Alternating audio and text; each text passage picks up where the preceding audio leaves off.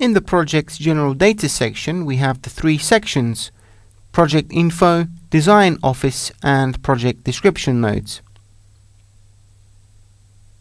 In the first node, you have the editor area where you can specify the project details, its address, the designers involved in the project, and the building's site location coordinates, which are necessary for producing a correct shadow simulation and assessment. The second node requires other information to be filled in, such as the design office details and logo.